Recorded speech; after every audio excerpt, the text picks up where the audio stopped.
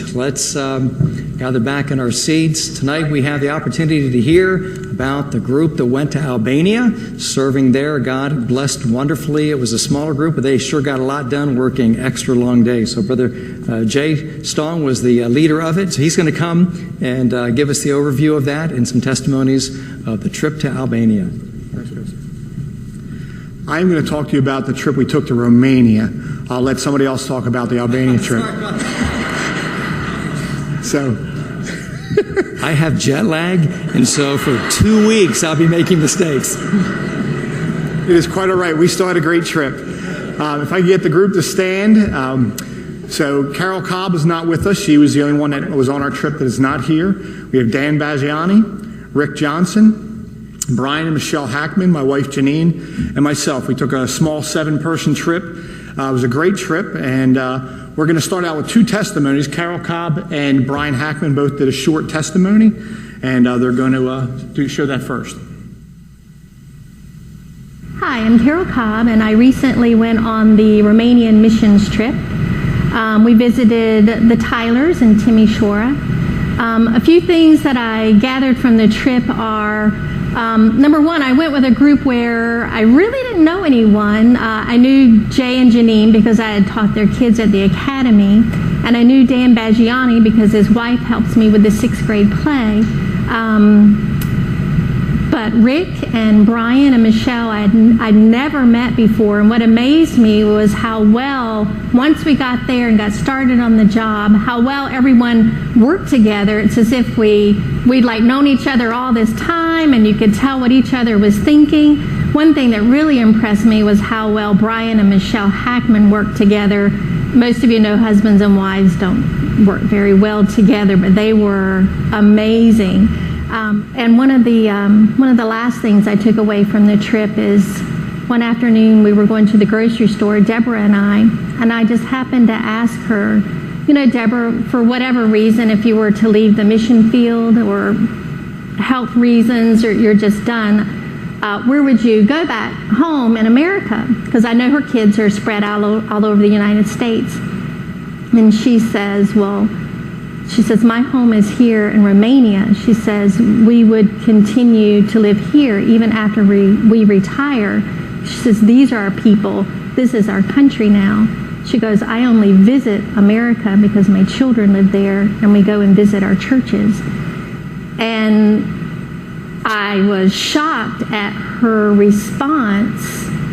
I'm thinking, wow, you've developed such a love for these people that you now consider them your countrymen, and this is where you will remain even when you're done doing the mission work.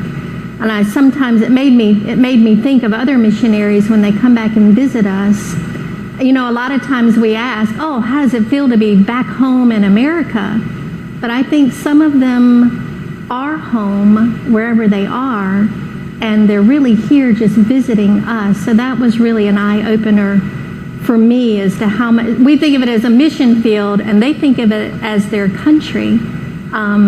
So, you know, the love that these missionaries have for their people is, I don't think we can quite understand it here in America, because we're thinking, why wouldn't you come back here to the greatest country? But they have a deep love and appreciation for these people.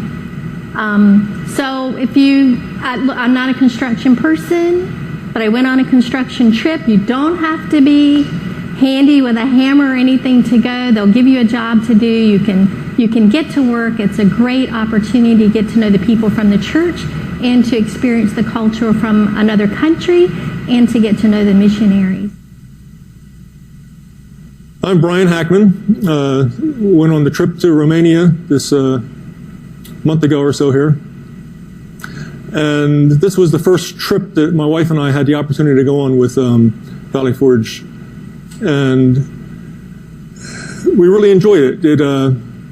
Some of the highlights that were for us was the sharing, getting to know the people from the church here better that were on the group. As we were over there doing the work, we got the opportunity to work. It was a Bible college that we were working at. And the students at the Bible college, they were in their finals week.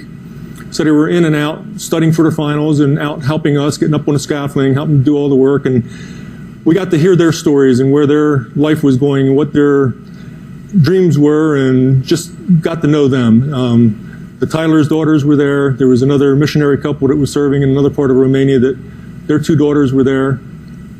And these students just worked with us and were right in there engaged with us the whole week. And then the dean of the school, he kind of headed up the project with us, and his family was there, and his younger daughter was always getting us water and doing things for us, and it was just a privilege being able to see them at work, and the dedication that he has to training these students, and the in-depth that they were just studying so hard to prepare themselves for their mission in life that God's calling them to do later on. It was just uplifting to see them studying so hard and preparing themselves in this way.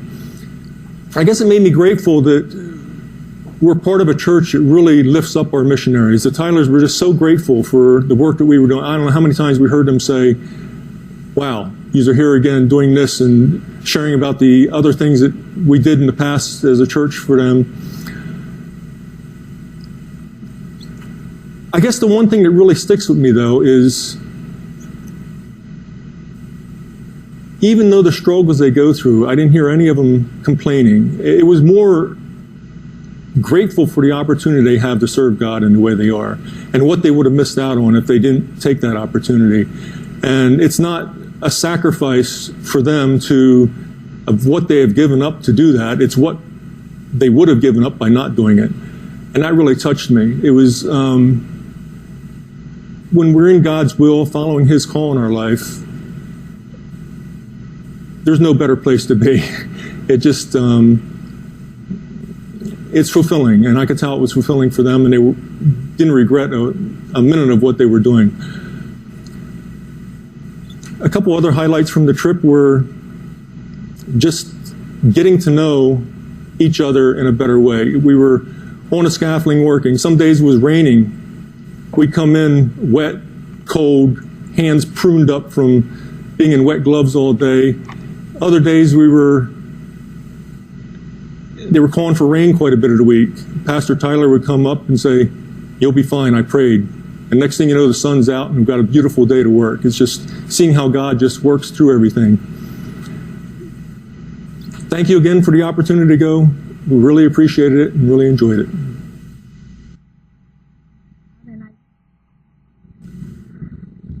Alrighty, my timer is on mute, but I've got a time limit and I'm going to stick to it. So, we were serving with Tim and Deborah Tyler. They've been on the field, I think, about 12 years. Supported by us 12 years. Sorry about that. They've been on the field a little bit longer than that. Supported by Valley Forge for about 12 years. They have 5 children, 3 in the States, and then Bethany and Cammie are their 2 youngest daughters, and they are still serving with them. Bethany is at the Bible college that we were doing the work at. And Janine's going to just flip through. I'm not going to talk about the individual pictures so much. We have a lot of pictures. But I will mention to you that it was really neat to reconnect with, I was there, that was my second time there, and I was able to reconnect with the youth pastor, Cosmine and Ioana, which are a wonderful couple. They have 2 young boys, and they serve right there. They're the Tyler's daughters there. 2 young boys, and they serve in the ministry right there in Timisoara, which is the church that Tim and Deborah are actually the head pastor, and he is the youth pastor for. Tim Tyler is also basically on the board of the Bible college, and it was just to kind of give you a sense of serving with a couple like Tim and Deborah Tyler. They spent the 3 weeks prior to the day we were there for Tim to recover and rehab from his hip replacement. So they were in Spain for 3 weeks. He came back the morning that we arrived. They picked us up from the airport. They arrived with him with a walker and picked us up. And I couldn't figure out with such a big project that we had to do. The picture that we got before we went looked like this little building, and we got there and it was a big building. And I said, why do we only have 7 people? And then it dawned on me that that's all that would fit in their van with the 2 Tylers. So we couldn't take more than that. That's all that we could take and drive around back and forth to where we were going. So I didn't really put that together towards the end of the trip, that our group was restricted in size more because of transportation. The Lord kept everyone safe on the trip. It was a great trip. I appreciate your testimony there, Brian. We had a small group. A lot of us didn't know each other. Dan and I served on a mission trip together, but the rest of us had not been on a trip together, and it was a wonderful trip. The Lord blessed in many ways. The before and after pictures, you would think that we did not do a thing at the project, because what we did is we were insulating the outside of the building. And when we got done insulated, we ended up finish coating it, and it looked just like it was when we got there. So if you're all wondering what we did, look at the pictures that have some black spots on them. That's the insulation. And then we finished back over that. So when you take a picture at the end, it looks like we just kind of put some black things on the front quarter of the building, and that was what we did for 5 days. So anyway, when we arrived, we got a chance to worship Sunday morning in the Timisoara Church. Got to hear from a couple testimonies. The downside with our trip is we followed another Valley Forge group that was there for music. So they came with very high expectations from our group, and we did not sing a word for them. This was a work group. So they said, "Are you going to sing any music for us?" And we all said, "No, sorry. We will sing with you." So we served that morning and got a chance to eat lunch with the Tylers, their family, and then also the youth pastor and his family that Sunday afternoon. And then we drove back, which is about an hour away to where we were doing the work. So the Timisoara Church that the Tylers are the head pastor of and run. We worshiped there on Sunday morning, but we were working about an hour from there at the Bible College, and we got to serve alongside a very wonderful couple, actually a graduate of the Bible College, Pastor Florine Stanka and his family, his wife Lydia and 3 daughters. And what a beautiful that to hear this family sing to the Lord in their Sunday morning service through music. They ran the church that was in front of the Bible College. It was Maranatha Bible Church, Baptist Church, and they ran that church. They had a great group in this little village, but he was also the dean of students. And what a heart for these young students. There's only 6 students in this whole Bible college, and there's plenty of room for growth. So what they need is they were building this up for students, and we got a chance to work along with the students on a daily basis with them, and just really, really cool to do that. At the end of the week, Friday, before we were leaving that following morning, we had the opportunity to have their, it was a concert, basically a concert from the college students, a music concert, which it is a Bible college, but their focus is on music ministry. So very much just a beautiful concert. Both the gentlemen, there was one male student at the college there, and the rest are all ladies. But Brother Tim and Pastor Stanka both sung alongside, so they had 6 of them singing, and it was beautiful, absolutely beautiful. Really touched our hearts and saw what the Lord can do in that ministry there. We were really also blessed when we first started putting this trip together. We thought that it was going to be about $1,800 just for the flight. And that was going to really restrict a lot of people from being able to go. And I really appreciate Peter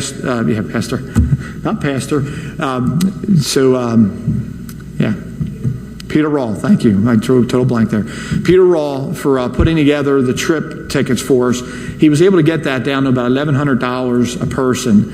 And by doing so, our meal costs, our transportation costs were so low that we were able to leave about $1,000 from our group for the missionary to put towards use, whether it be in the college, to their use.